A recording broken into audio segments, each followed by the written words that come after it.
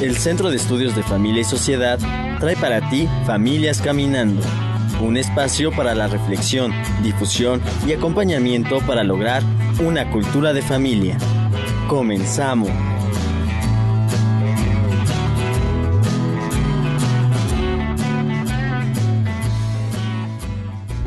Nuestro mensaje para ti.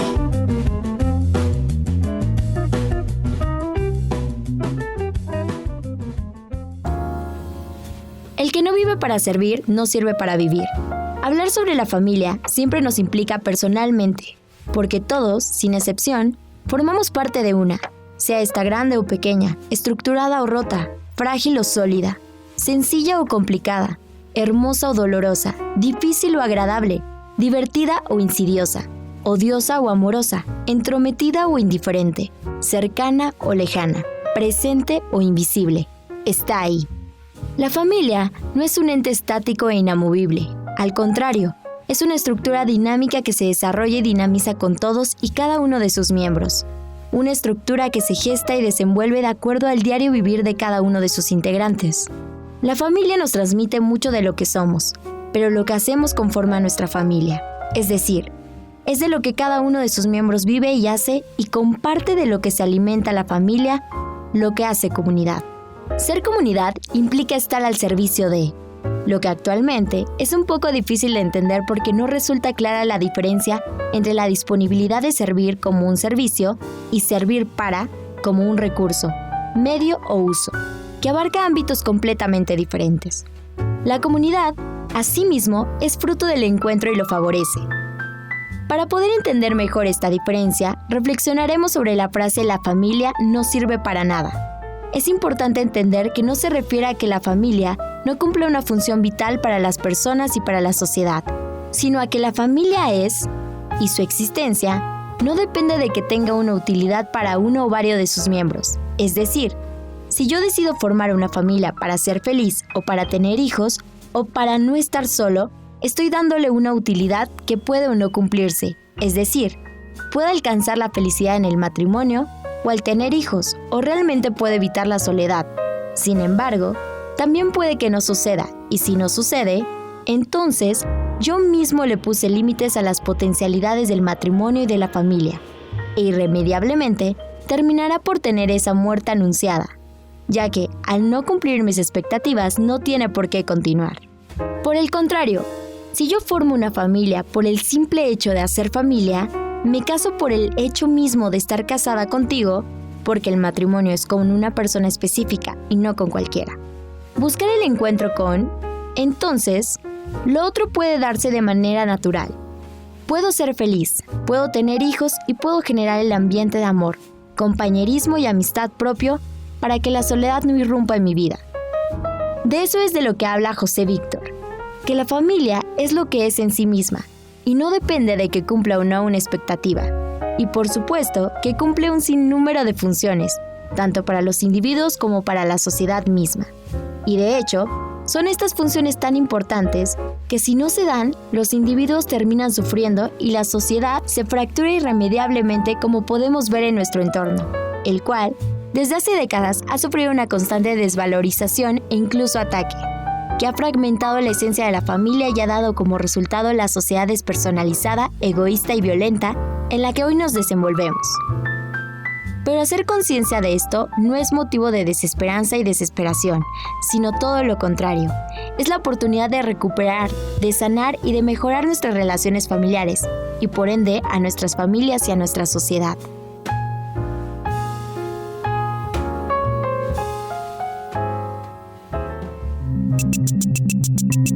Infofamilia.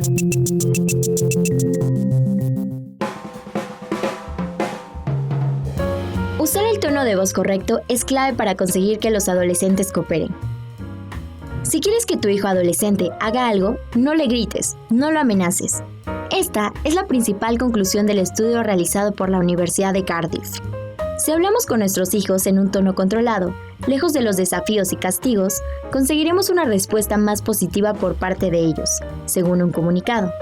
El estudio, que se ha realizado solo con madres y 1,000 menores, 486 chicos y 514 mujeres de 14 y 15 años, evaluó la respuesta de los adolescentes según cómo les pedían las cosas sus madres. En cuanto al tono, misma propuesta, distinta entonación. 3 fueron las tonalidades: controladora, de apoyo y neutro, sin emoción. Las 30 frases que preguntaron las progenitoras tenían que ver con los deberes de clase y temas relacionados con el colegio. Por ejemplo, tienes que ir a clase ahora, o haz esto que lo harás bien. Después los jóvenes respondieron un cuestionario sobre cómo se habían sentido. La conclusión principal es que el tono de voz de las madres influye emocionalmente en los jóvenes, en cómo se relacionan los adolescentes y en la intención de las mismas a la hora de hacer o no la tarea demandada. Ante un tono controlador, los adolescentes responden de mala manera. Si los padres quieren que las conversaciones con sus hijos tengan el mayor beneficio, es fundamental recordar que debemos usar un tono que muestre apoyo y sosiego. Y es algo que olvidan con facilidad debido al estrés o el cansancio diario. Explica en la nota Neta Weinstein, autora principal de la investigación y doctora en dicha universidad. Los sujetos de evaluación respondieron mejor ante las peticiones que les motivaban y eran negociables. Lo mismo pasa cuando los profesores crean y fomentan la discusión de ideas en las aulas, según mantienen los autores. De esta forma, los chicos lo intentan con mayor esfuerzo tanto en la casa como en la escuela, añade la experta. Estos resultados ilustran cómo es de importante nuestra voz, bueno, nuestro tono de voz, y cómo elegir el más adecuado para comunicarnos es crucial, asegura en el texto Sil Pohlman, coautor del estudio.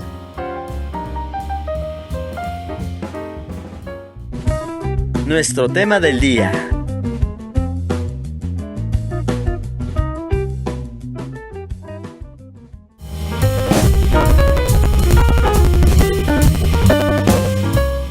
¿Qué tal? Muy buenos días, bienvenidos al programa Familias Caminando. El día de hoy pues tenemos el gran gusto de presentarles a el doctor Tomás Melendo. Él nos ha hecho favor de estar está en México y bueno, tuvimos aquí la oportunidad de que nos pudiera acompañar en el radio. Hoy también, después de mucho tiempo, le agradecemos a Dani Teruggi. Bueno, no, si me exageré, es que a mí se me hace mucho tiempo. Yo recuerdo que estuve con ella no hace mucho, aquí, o sea, no, ya no será tanto. Nos abandonó en el radio. Bueno, entonces, hoy nos acompaña Dani. Dani, muchísimas gracias por estar aquí.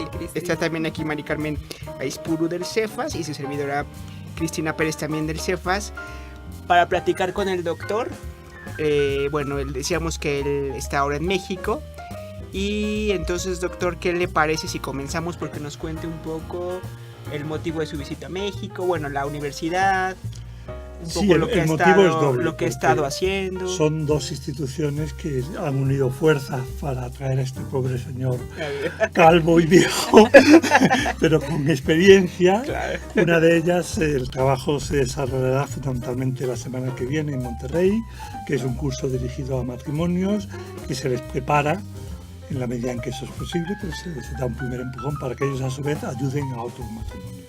Y que a mí me parece un programa muy bueno porque es muy rentable. O sea, que haya al cabo de 2 meses y medio, 3 de trabajo, 20, 25 matrimonios dispuestos a echar una mano en una ciudad. Lo vengo haciendo desde hace 4 años, varias veces al año. Y bueno, esto es una parte. La parte de la OPAED fundamentalmente es por cariño mutuo. Creo que ese es el punto de partida y es real. Yo me siento aquí muy a gusto y cuando vine la vez pasada ya quedé con Ruth, la maestra Ruth del área de formación humanística, que ya tenía interés en que en parte les ayudara a implementar las nuevas asignaturas que están rediseñando, y eso, allí hablé con ellas, con la academia, y trabajamos el programa un poquito, le dije lo que me parecía. Yo soy muy bruto y digo las cosas muy francas, pero bueno, estuvieron muy de acuerdo en que había algunas cuestiones. Y ya tuve en la mañana de los eventos grandes un evento dirigido a los alumnos que a mí me llegan muy al corazón. O sea, siempre que he venido a la UPAEP y he tenido contacto directo con los alumnos, ha sido muy gratificante. Les quiero comentar que tienen ustedes una juventud receptiva, cosa que no es tan común. En Europa no es receptiva ni la juventud, ni los adultos, ni los ancianos. Es un continente viejo y es escéptico. Entonces ya perdió su caballo ganador y ya no le apuestan. Y uno lo nota simplemente en que aquí te escuchan.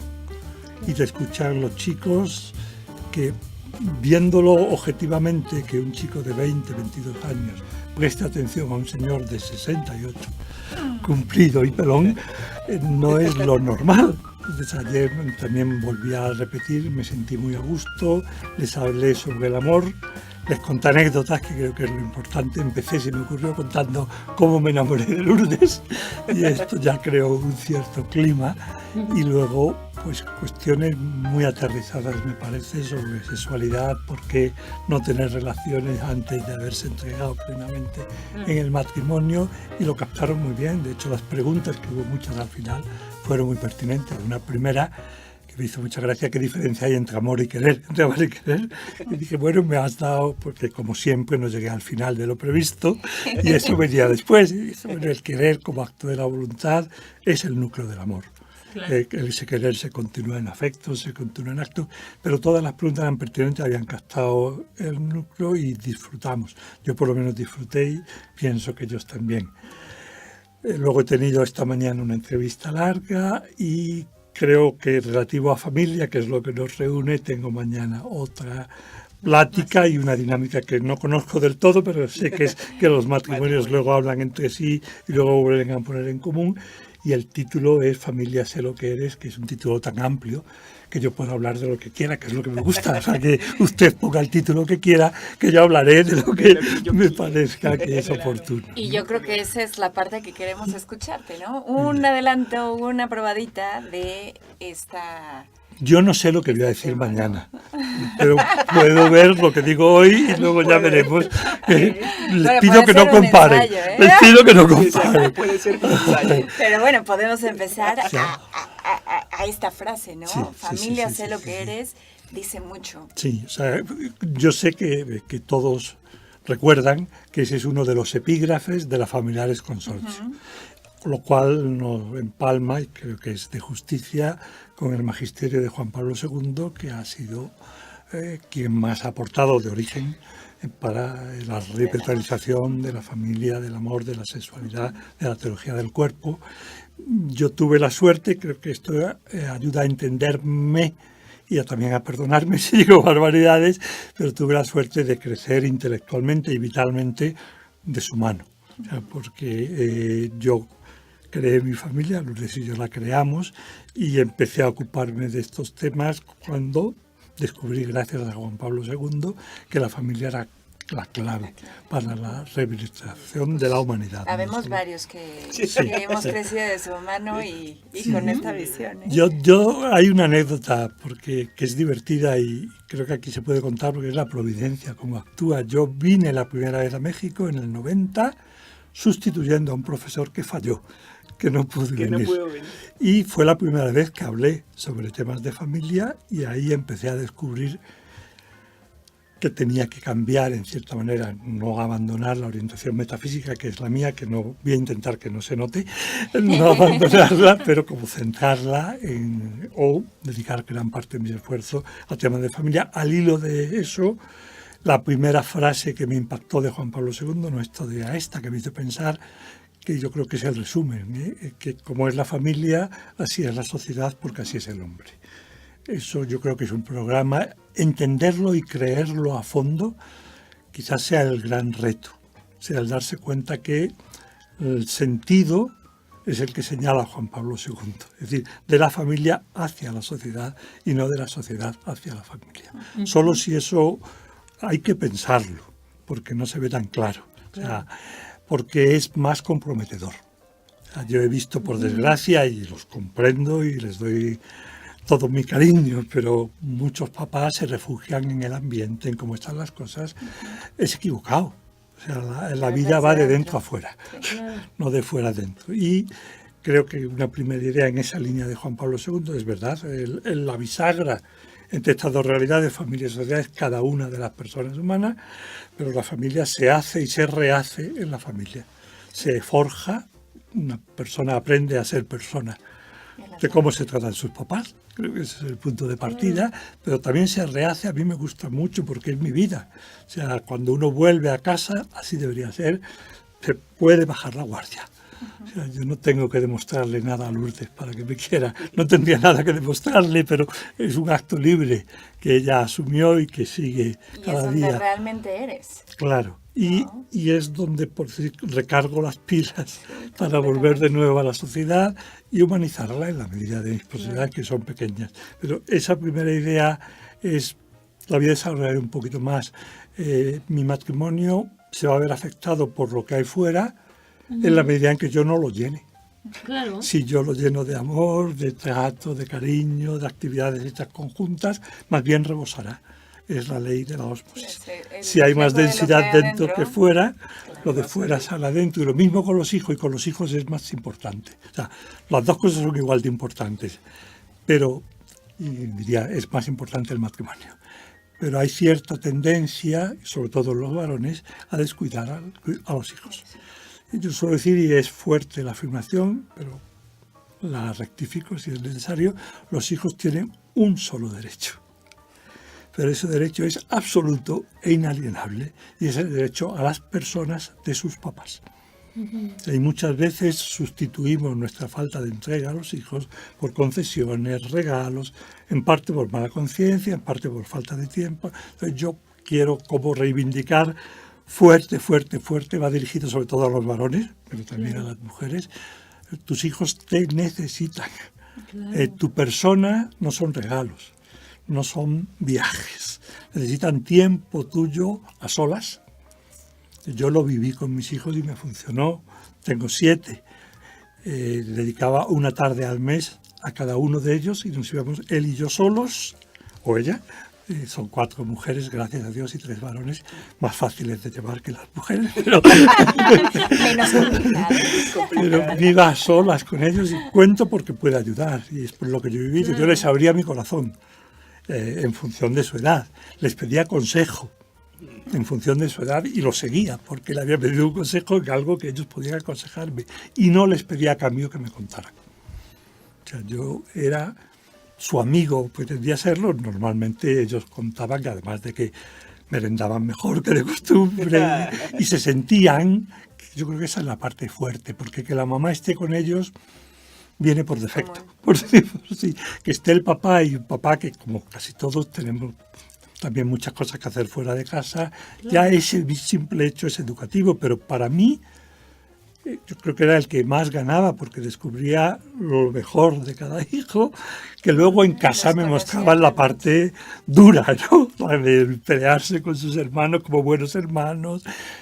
Bueno, eso, dedicarle tiempo, intimidad, es la traducción de las personas. Los hijos, de entregar la propia persona. Los hijos necesitan nuestro tiempo. A veces es mucho más sencillo para los papás el ir a ver el fútbol. Claro. Porque el hijo te ve de distinta manera, tú no estás educando ahí, pero estás con tu hijo y tu hijo está contigo y le estás transmitiendo algo que el hijo necesita, por ejemplo, que es conocer la afectividad masculina. O sea, un hijo no puede desarrollarse si no conoce los afectos de varón, si es hijo. Y eso tienes que hacerlo, aunque yo suelo decirle a los varones que me dicen, es que soy muy seco, le digo, pues mójate. Pero tus hijos necesitan ver que tratas a tu esposa con cariño, que le das besos, que la abrazas de manera adecuada a la situación, que le sabes pedir perdón, que si te enojaste delante de ellos le pides perdón a ellos por el enojo que tuviste, porque eso es parte de tu personalidad como varón. Ellos necesitan saber que lloras cuando hay motivos para llorar. Y eso a veces cuesta plantearlo así, pero llevártelo al fútbol, ni él está en situación de que voy con papá en el sentido de papá educador, ni tú estás en la situación que puedes gritar a gusto y a tu hijo le estás transmitiendo parte de lo que él necesita. Vuelvo a esa idea, es decir, eso, lo que estamos haciendo en la familia, es lo importante. Si tú llenas a los hijos, en mi caso eran 7, hoy por desgracia no suelen ser 7, suelen ser menos, pero si tú le estás dando, eso es lo que ellos van a practicar en el exterior. Hay una anécdota que me viene a la cabeza porque creo que es significativa y es algo que ahora no digo ni que obviamente no es obligatorio, pero es que hoy ya ni se plantea. ¿No? El problema no es la televisión. Hoy día, en mis tiempos, el problema era la televisión. Hubo un momento, que sería largo de explicar, que decidimos que no había televisión en casa y se lo comunicamos a los hijos. Sí, o sea, no, fue muy sencillo porque fue así de sencillo. Lo hablamos Lourdes y yo. El detonante fue la hija mayor, que estaba viendo la televisión. En casa la norma era, cuando vas a ver un programa, pregunta. Y te decimos, si no estaba viéndolo sin haber preguntado, le dijimos, no es lo establecido, nos fuimos y regresamos y estaba de nuevo viéndolo, como era su deber, digo yo, de adolescente, porque esta les lleva 7 años a los que siguen, ¿no? Y los reunimos y les dijimos, bueno, sois muchos hermanos, podéis divertiros muchísimo más jugando entre vosotros y ver mucha televisión a vuestra edad hace tontitos. O sea, este fue todo el mensaje, así. No fue más, porque no necesitaba más. Al cabo de más o menos un año, una de las hijas con la que tengo es mi favorita de 31 años. Es decir, pero nos entendemos muy bien. Es la que acaba de tener ahora un hijo hace menos de un mes. Gonzalo. O sea, he sido abuelo de nuevo, una vez más, ¿no? Y esta, que debía tener entonces 6 años o así. En el salón, la Miss le preguntó a todas las niñas, porque no era mixto el colegio, preguntó por la televisión, algunas se quejaron de algo que me parece muy justo, que sus papás veían programas que a ellas no les dejaban ver, y yo doy una porra por estas niñas, porque tenían toda razón. Cuando llegó a nuestra hija, dijo, pues en mi casa no podemos ver la televisión, y toda fue la mirada hacia la extraterrestre, que no veía televisión, ¿no? Entonces la Miss siguió, pero nos conocía y volvió. Y dijo, Irene, ¿puedes explicarnos un poquito más? Dijo, en mi casa mis papás no nos dejan ver la televisión porque nos quieren mucho. A mí ella nos llamó por teléfono, nos habló inmediatamente y digo, bueno, lo entiendo. O sea, un niño entiende más allá del mensaje que tú le has dado. O sea, nosotros no hablamos de eso. Claro. Pero ella entendió eso. Claro, a cambio de la televisión, y vuelvo a la idea, yo no puedo quitar la televisión y dejar un vacío. O sea, ahí la carga de la no televisión vino sobre papá, gozosamente, aunque había que romper la inercia. Pero yo me dediqué todos los sábados por la tarde y buena parte de los domingos, reunidos los 7 en torno mío, a enseñarles a hacer papiroflexia, a enseñarles juegos de manos, luego creamos el club de lectura. Entonces toda esa relación llenaba. Y la anécdota que iba a contar, en casa no se veía televisión y una hermana de esta, no es esta, es mi favorita de 32, no de 31, estaba en casa de una amiga y el papá con toda la familia pusieron un programa de televisión improcedente y mi hija con 7 años se levantó y dijo, yo en mi casa esto no lo vería, perdonadme, pero me voy a la recámara de al lado. El papá se puso rojo y apagó la televisión. ¿Por qué lo cuento? No porque yo lo haya hecho bien, sino porque a veces no nos damos cuenta de la trascendencia que tenemos lo que hacemos en nuestra familia. O sea, yo diría, olvídense del ambiente, olvídense, no tengan miedo y céntrense en querer de veras a sus hijos y darle lo mejor de sí. Y la eficacia de eso solo la veremos en el cielo, porque Dios sabe multiplicar de una manera extraordinaria. Entonces, esa es la primera idea, y no sé si quieren que siga o repreguntamos. Creo que tenemos ya algunos minutitos. Si quieren, mejor nos vamos a un corte comercial y para no cortar el tema, y regresamos en un ratito a su programa Familias Caminando. Ven, abre tu mente, libera tus sentidos. Eres parte de la realidad, transfórmala con sentido humano. Haz que suceda, asume el reto, porque el mañana es hoy.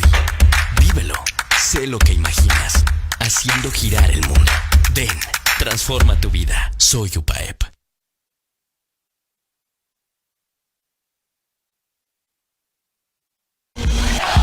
Escúchanos todos los miércoles de 3 a 4 de la tarde por Puebla FM. UPAEP presenta.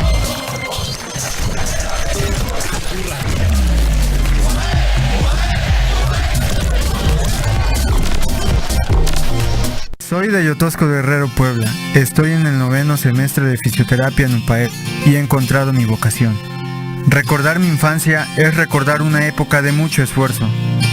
Me gusta mucho ayudar a la gente y por eso fui voluntario en la Cruz Roja de Huitamalco, Puebla. En bachillerato hice servicio social en una unidad básica de rehabilitación, lo cual me convenció de que fisioterapia era lo que realmente quería estudiar. Estoy becado gracias al programa Una apuesta de futuro de UPAEP, en donde desarrollamos el proyecto social Jóvenes en Acción por Ayotosco, que tiene como objetivo hacer mejoras para la comunidad. Desde mi área de estudio hicimos un manual para que los pacientes continúen su tratamiento desde casa, aun cuando no puedan asistir a consulta. El próximo semestre me iré de intercambio a España. Es otro sueño cumplido y una apuesta de futuro y UPAEP me han dado esta gran oportunidad. Para mí, ser UPAEP es romper tus paradigmas y aprovechar cada oportunidad que se presenta para ayudar a los que más te necesitan. Esta es mi vocación. Soy Ernesto y soy UPAEP. Hola, soy la basura en tu coche. Sé que intentarás deshacerte de mí. Me tirarás por la ventana y tratarás de olvidarme. Pero déjame decirte que llegaré a la alcantarilla y provocaré una inundación. Y cuando tu auto se quede atascado, mientras estés pidiendo ayuda, sabrás que volví. Si tienes que deshacerte de la basura, hazlo en un bote. Y si puedes, recicla. Si la tiras en la calle, te llega. Nos vemos pronto. Este es un mensaje de Dale la cara a la Toyac.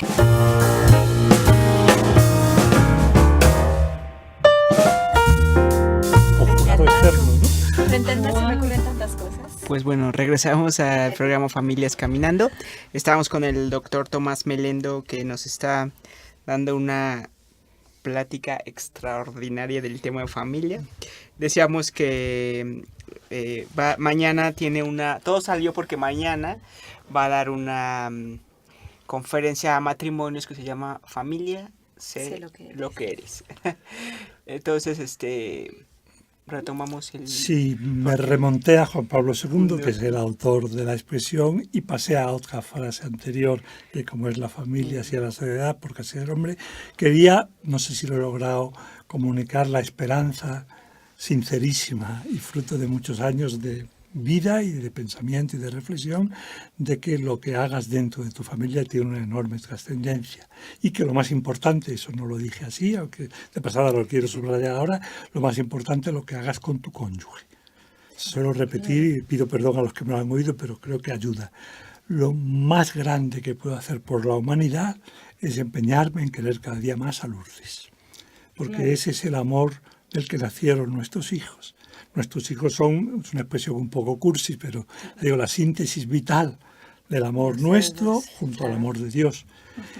Y por eso Santo Tomás dice, lo repito mucho porque es de estas ideas nucleares, Santo Tomás dice, referido al hijo, aquello que fue la causa del surgir de una realidad debe ser la causa de su desarrollo y su crecimiento. Es decir, los hijos nacieron de nuestro amor recíproco y se alimentan de nuestro amor recíproco. Entonces, de nuevo, con respecto a los hijos, lo mejor que puedo hacer por cada hijo es querer más a mi cónyuge. Sí, claro. Ese es el núcleo del matrimonio. El familia, sé lo que eres, empezaría ahí. O sea, manteniendo, respetando la jerarquía real. Hay muchos peligros. Dentro de una familia que funciona relativamente bien, un peligro relativamente importante es que el hijo sustituya al marido. O sea, eso destroza al marido y al hijo y a la familia. Distanciando y al rato no tiene nada que ver, ¿no? Sí, y muchas veces uno lo entiende porque los varones a veces son muy botarates, ¿no? Y bueno, también, a ver si esto lo consigo transmitir bien, o sea, la esposa tiene que tener la picardía de introducir al marido en el embarazo. No digo solo en el primer momento, que eso es obvio, sino en la gestación. O sea, ahí es donde a veces la mujer en lugar de eso lo saca. No, bueno, y no nada más durante el embarazo, sino todo lo demás. No lo hay cosas que se cree por medio de la sociedad que le tocan a la mujer y que no le tocan al marido. Y cuando tú involucras, híjole, es una riqueza porque es de dos. Y ir caminando es de dos, ¿no? Sí. Entonces, yo no diría nada más en el embarazo. No, era desde. O sea, la Rivera era desde. Y después, lo de después venía después, pero me parece ese momento, yo aprendí, por ejemplo, a respetar la libertad de mis hijos, mirando el vientre de Lourdes embarazada. O sea, y la contemplaba durante tiempo, y a mi hija mayor le pedí perdón, porque también me quedaba extasiado mirándole el vientre y reflexionando algo que luego lo hacía con el hijo ya nacido, dedicaba 1 hora al día a contemplarlo y a pensar, es más hijo de Dios que hijo mío. Su verdad es el hijo de Dios, no es el hijo mío. Eso también es verdad, pero menos. Por tanto, yo tengo que desaparecer, excepto en la medida en que le ayuda a él a recorrer el camino de retorno a Dios. Entonces, ese es el inicio del respeto de la libertad. Acaba una de mis nueras, no la conocemos, se llama Clelia. Acaba de dar a luz hace 8 o 9 meses y tenemos toda la confianza. Ella es ateniense y su familia vive en Atenas y ella en Madrid con mi hijo, se conoció allá. Y después de dar a luz al primer hijo, hablamos mucho y nos queremos muchísimo. Le dije, ten en cuenta que lo has dado a luz para echarlo a volar. Y me miró, como es muy inteligente, y dijo, me lo estás poniendo difícil ya desde ahora. A la mamá le cuesta, pero Claro. o sea, salen muchas cosas y les pido perdón por el desorden, porque no tengo ningún interés en ser ordenado. Pero amar es desplazar el centro de gravedad desde uno mismo hacia la persona amada. Eso resuelve muchas cuestiones. Yo he tenido que echar a un hijo de casa, algunos lo saben, con un beso. De acuerdo con Lourdes, pero yo no he sentido el desgarro que Lourdes ha sentido.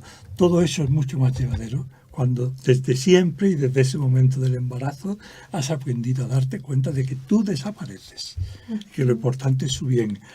Cuando ocurrió esto, hubo un momento que me preocupaba más Lourdes que mi hijo. Mi hijo tenía toda la vida, Lourdes lo estaba pasándome mal, pero Lourdes fue capaz. Cuando yo he contado cómo llevó Lourdes eso, mis amigos no se lo creían. Si una mamá no es capaz de hacer, y Lourdes, pido perdón por decirlo, ¿por qué fue capaz de hacerlo? Porque tiene mucha gracia de Dios, pero porque ha asumido muy bien su papel de mamá, en la que lo importante son los hijos y no ella.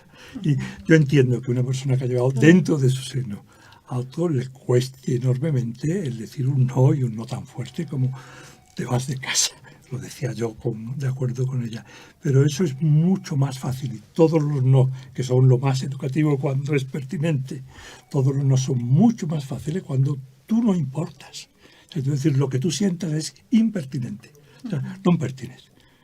Tú puedes pasarte la noche llorando, pero eso no es lo relevante. O tú puedes desgarrarte, yo también me he desgarrado a veces, cuando he tenido que dar una cachetada a un hijo, que han sido muy pocas, o cuando algo que le hacía una ilusión enorme, en conciencia tenía que decir que no. Y he podido pasar 12 horas llorando.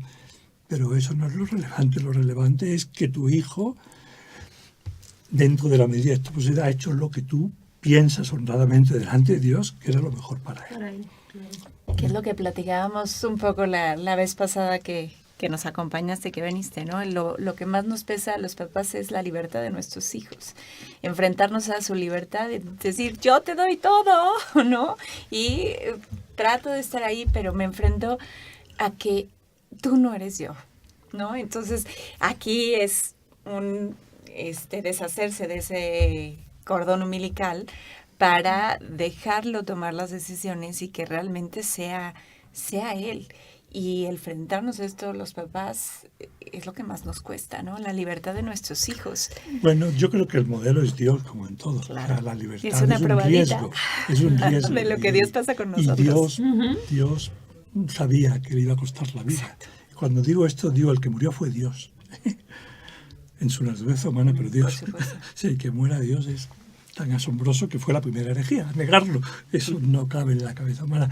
Con los hijos, claro, yo soy filósofo y a mí las cosas, a fuerza de pensarlas, la actitud me cambia. Yo creo que eso es el camino real para un cambio profundo. O sea, hay que ver las cosas claras. Con los hijos, como decías, es respetar su libertad. Yo tengo montones de anécdotas. Entonces, hay una, quizás de las últimas, yo diría, gracias a Dios, el respeto a la libertad de los hijos funciona. Sí. Quiero contar la última, que es fuerte, y le pido perdón a mi hija. No voy a decir cuál es de ellas, pero cuento la historia más o menos completa, que es fuerte. No estaba casada cuando ocurrió aquello. tenía un novio que ya no es la persona a la que ella ahora quiere. Él era un buen chico, pero un día había venido a casa y cuando se va, Lourdes le dice, hija mía, ¿te vas y dónde vas a dormir? Y dijo, en casa de, y el nombre de su novio. Y Lourdes dice, bueno, pero él vive con otros chicos y está como, gracias a Dios, es muy franca, porque nunca nos hemos asustado por las cosas negativas que nos han contado. Le dijo, no, mamá, voy a dormir con él. Desde Lourdes aguantó hasta la noche sin decírmelo, y por la noche me lo contó, y obviamente también a mí me golpeó. Escribió un SMS, yo no tengo WhatsApp, soy antiguo, y le dije, hija, ya sabes que te quiero con locura, pero por eso mismo te tengo que decir que lo que probablemente estás haciendo es una ofensa grave a Dios. No esperaba respuesta esa noche, obviamente. A la mañana siguiente me llega su respuesta, papá, te entiendo, tú siempre has respetado nuestra libertad, te pido que también la respetes en este caso. Respuesta, hija mía, yo no he respetado vuestra libertad, la he fomentado. Y parte de fomentarla es recordarte el criterio. Esto quedó ahí, totalmente amigos. Cuando regresó la siguiente vez hubo dos acciones muy bonitas. Una me dijo, papá, quiero hablar contigo, quiero que me expliques mejor por qué piensas. Estuvimos un rato, creo que entendió parte, otra parte no, porque no es sencillo. Y luego Lourdes le contó parte de su vida, sin ponernos de acuerdo. O sea, Lourdes le contó, y sin tener que ver con esto, le contó, pues, por decirlo así, lo que ella no había hecho tan bien cuando era joven, ¿no? Y esta hija, por propia iniciativa, porque Dios quiso con su gracia, pero también en parte por ver el respeto exquisito, cambió de planteamiento, no solo respecto a su novio, sino respecto a Dios. O sea, ella buscó a un sacerdote, se confesó, empezó a tener dirección espiritual y ha retornado. Tengo unas cuantas más, pero me parece que no hace falta. O sea, yo sí quiero decir que nuestro modelo es Dios. O sea, una anécdota pequeñita para suavizar, porque no sé si esto ha sido muy fuerte. Recuerda, algunos los que conocen el libro de Todos educamos mal, pero uno peor que otro. También nace de una anécdota real que cuenta al principio en Guadalajara, México. Yo iba a vivir en casa de una familia a la que no conocía, porque iba a estar más de un mes, y en la noche, en la cena, una hija era adolescente, digo yo, no de libros, sino de museo, ¿no? O sea, estuvo toda la noche peleándose con su mamá, regañándole. Yo, cuando voy a acostarme, descubro que la recámara era la del adolescente que la habían echado para que yo durmiera. A la mañana siguiente oigo gritos y yo me quedo bien con la cobija bien. Y cuando bajo ya a desayunar, la mamá, un poco desalentada, dice, es que yo lo hago muy mal, no lo sé hacer. Entonces es cuando le dije, todos lo hacemos muy mal. O sea, todos educamos muy mal. Simplemente unos peor que otros, ¿no? Y le dije, así en tono de broma, pero entendiendo lo que tú antes comentabas, le dije, ¿a qué es maravilloso que mientras nuestros hijos son pequeños hagan libremente lo que nosotros queremos?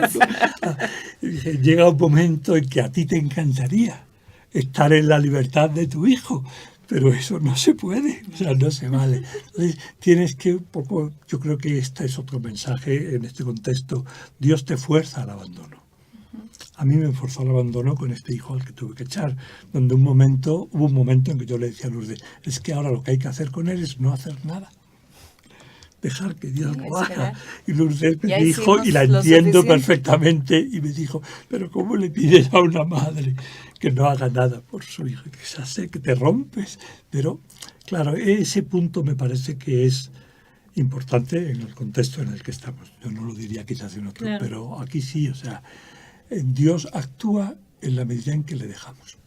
O sea, en la medida en que confiamos en Él y nos abandonamos. Si le digo, Dios, lo pongo en tu mano, pero yo después quiero arreglarlo, pues Dios me va a decir, me toca la próxima vez cuando realmente lo dejes en mis manos. Claro, pienso que es otro de estos mensajes de fondo, el crecimiento de los hijos, a quien forja es a los papás. Antes lo decía en tono de broma, pero es verdad, la adolescencia está pensada para los papás. Sí. Somos los papás los que crecemos y los hijos mayores. O sea, Dios nos forja pegando el martillazo en lo que más nos duele, que no somos nosotros. Como diría Jorge Medina, ¿Cómo lo dice él? La adolescencia es nuestra última oportunidad para madurar. Bueno, él se ve que no tiene hijos que han pasado la adolescencia. No es la última, pero entiendo lo que dice.